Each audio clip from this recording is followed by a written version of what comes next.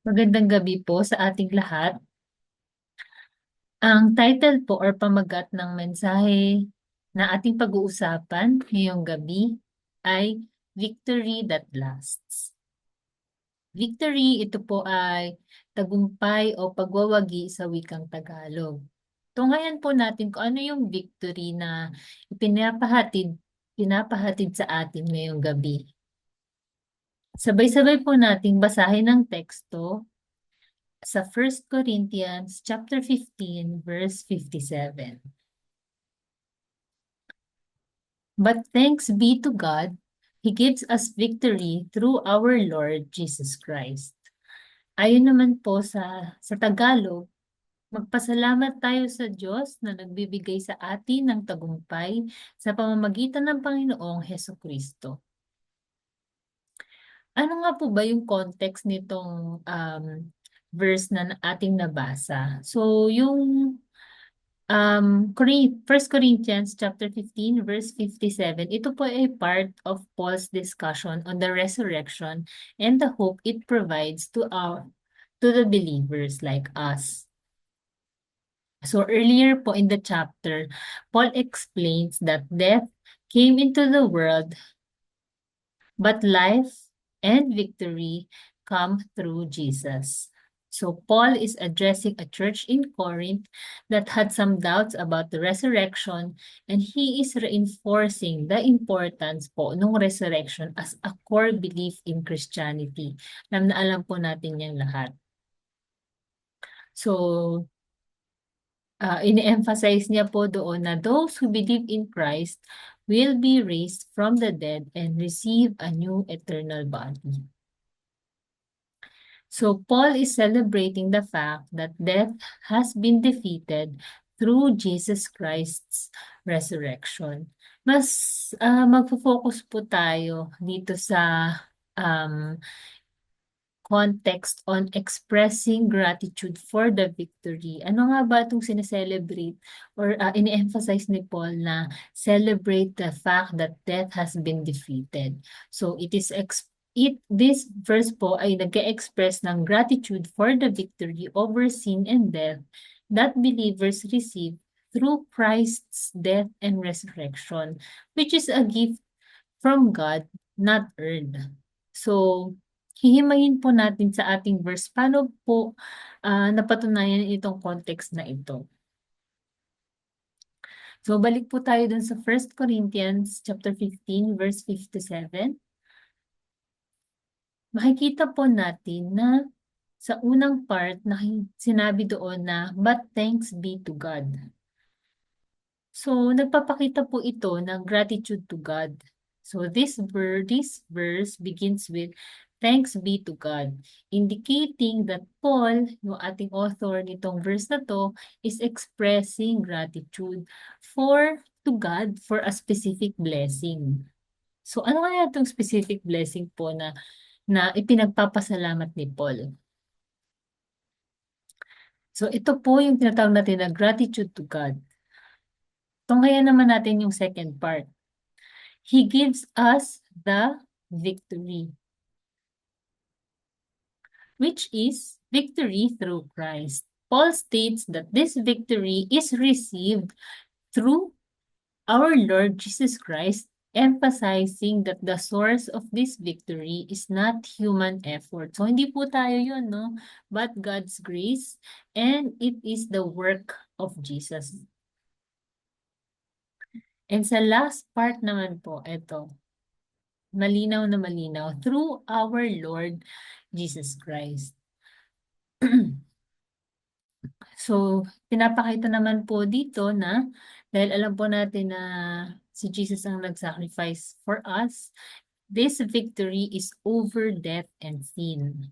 So, sa context po ng 1 Corinthians 15, na nagdi-discuss po whole about resurrection, it suggests that this victory refers to the victory over sin and death, which Christ achieved through His death and resurrection. So, napakahalaga po dito ng word na through Lord Jesus Christ.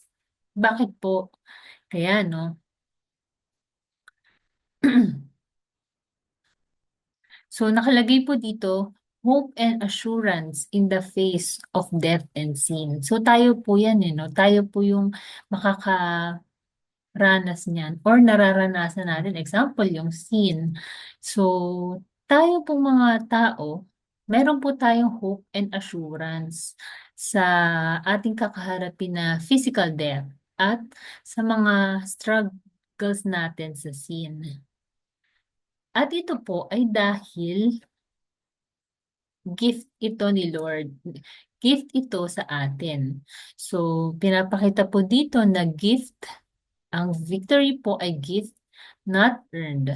So, the phrase, who gives us the victory, highlights that this victory is a gift from God, not something that humans can earn or achieve on their own.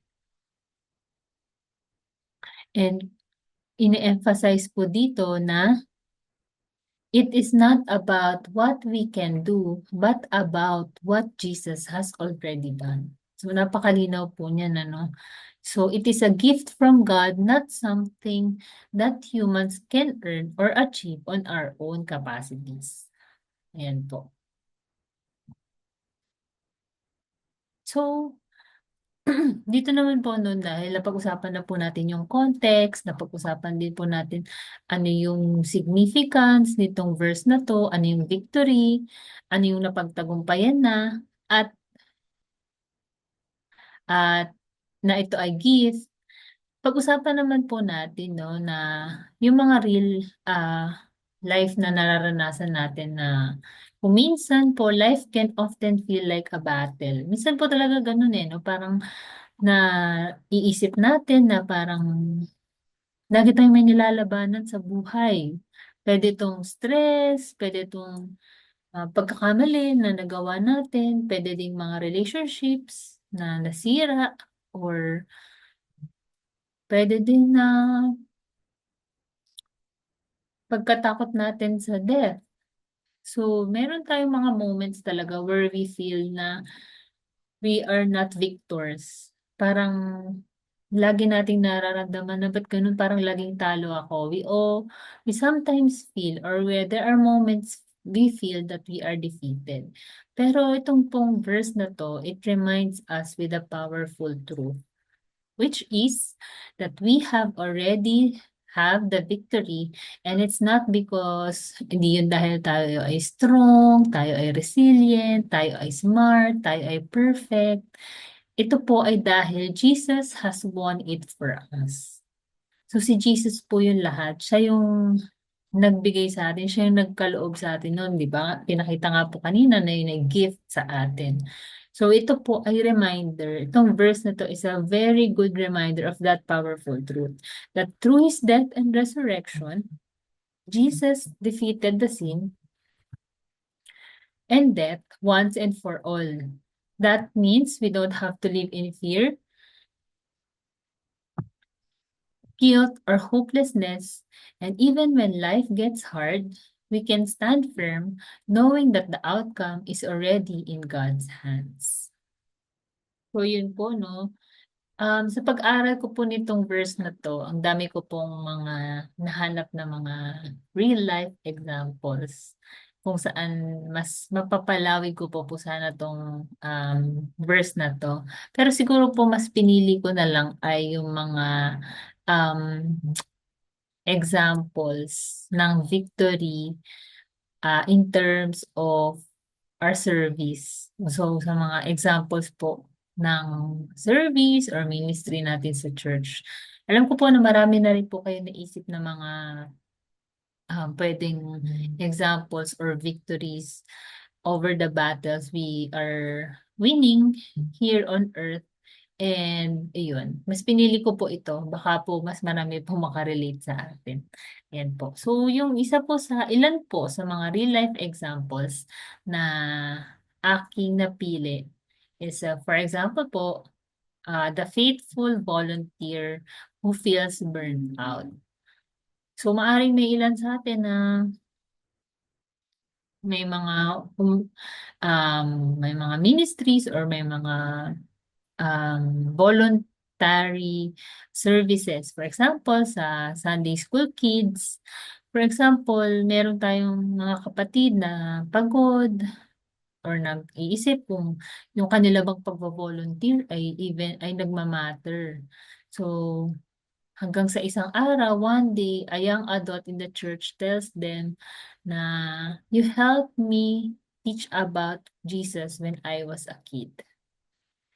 So, 'di ba 'pag nakaka-relate po tayo ng gano'n na, "Uy, may na-touch pala akong soul nung bata pa siya, nakabataan." So, that is victory. Fruit from faithful service that God uses in His time. So, kung minsan nakaka-feel po tayo ng gano'n. So, ito pong verse na 'to is even if we feel unseen or exhausted sa pagvo-volunteer, our labor is not in vain because Jesus already secured the victory. We serve from that victory, not for it. Pangalawa naman po, na napili kong, example dito is the church planter in a tough community. So, maaaring mag-apply po ito sa ating mga, um, mission people. So, for example po, a small team starts a church in a neighborhood where people are skeptical or parang lagi nagdududa or parang hurting. Sa mga unang araw, syempre, yung pag-attend po, attendance is low, funds are tight, napakaliit ng budget, at ang progress po ay napakabagal. So, nagpapatuloy lang po itong ang mission team na 'to, and one by one, hearts soften. A single mother finds hope, a former gang member gives his life to Christ. So, yung mga gano'n pong mga pagbabago over, the communities or the, mission that we serve, that is victory through Jesus, not because of numbers, but because of transformed lives. Ayan. Sa number 3 naman po is a worship leader struggling with insecurity. So, alam naman po natin yung ating mga worship leaders, nagpa-prepare po sila every week at nagba-battle, parang pinalabanan po nila yung self-doubt. Am I good enough? Am I helping the people worship? Tama ba yung pagkakanta ko? Mas nakakatulong ba talaga ako mag-worship o mas nakakasira? But one Sunday, may isang lumapit sa worship leader na 'to at sabi niya, "Kinausap ako ni Lord during the worship today, and thank you." So that moment na may gano'n na lumapit dun sa worship leader, that is a reminder that Jesus brings the victory, not talent alone. The Holy Spirit moves even through our weaknesses, even through our insecurities. Ito naman po yung pang-apat ko napili na example is the tech team that works behind the scenes. Ayan yung mga assign po natin sa mga live. So of course, they set up the sound, the slides, the live stream services. Ang aga po nila pumupunta sa church para naka-set up na lahat. But very rarely siguro ay napapasalamatan sila. But still, every Sunday, andyan sila. They keep showing up, often first in and always last out. So one day, someone is watching online and gives their life to Christ. So, hindi natin alam, but even though we are behind the scenes, yun palang nare-reach natin, no? Online reach pala natin ay victory na. Quiet, steady service is never wasted when it's done for Jesus. And of course, the last po na aking napili ay ang ating small group leader with one faithful attendee. So of course, itong mga small group leaders natin, they planned and prayed for the group, nagpe-prepare ng message every week, pero isa lang yung uma-attend. So week after week, they still show up. Itong mga small group leaders natin, nagme-message pa din, kamusta na kayo, pwede ba tayo mag-meet today? So, that one person later shares how those meetings kept them from walking away from God. So, isang yung faithful attendee na yun pala ay, kahit isa lang siya, yung palang small group ay naging avenue para hindi niya talikuran si Lord. So, dito makikita natin that victory doesn't always look big. It looks faithful and it looks like Jesus. So, yun po yung mga example natin for it. And ito pong message natin ngayon ay reminder that you have victory not because of your strength, but because of what Jesus did. And that you can face anything, even death, with courage and peace. And finally, you are never truly defeated as long as you have our Lord Jesus Christ in your life. So whatever we are facing today, kahit hindi man po ito sa context ng service or ministry, kahit po ito sa context ng ating personal life. Always remember that you are not fighting alone. God has already secured your victory in Christ. So take a deep breath, lift your head, and walk forward with gratitude and confidence. Siguro po one final point po dito sa ating message ngayong gabi ay wag po natin kalimutan na ipag-pray na at mag-thank you, maging grateful sa victory na natamo natin through Jesus. At kapag nakaka-feel po tayo na tayo ay overwhelmed, sana po ay ipag-pray natin na i-remind tayo that we have already won. So, tulungan po tayo ni Lord to live with joy and courage and trust with the Lord. Yun lamang po at God bless us all.